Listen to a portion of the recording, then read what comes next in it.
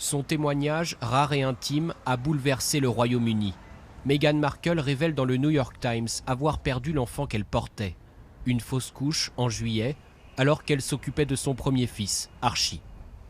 Après avoir changé sa couche, j'ai senti une crampe violente.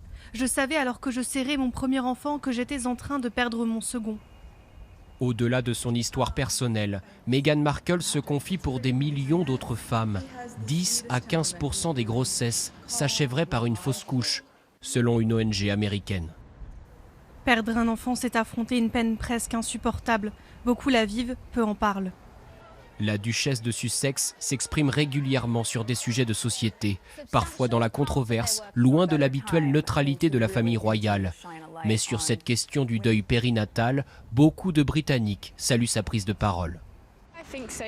C'est souvent tabou, donc je pense que le fait qu'elle mette ce sujet en lumière, ça participe à le normaliser. On n'en parle pas assez. Je n'y avais pas été confrontée, mais c'est bien qu'elle prenne la parole. Plus de femmes devraient le faire. Pour cette association d'aide aux parents touchés par ce deuil, le témoignage de Meghan Markle et le récit du soutien apporté par le prince Harry doivent aider à briser le sentiment de honte qui enferme tant de couples dans le silence. Ce sujet renvoie au corps des femmes, et les gens sont souvent trop gênés pour en parler. Le sang, la douleur, c'est trop difficile. Il y a un profond malaise.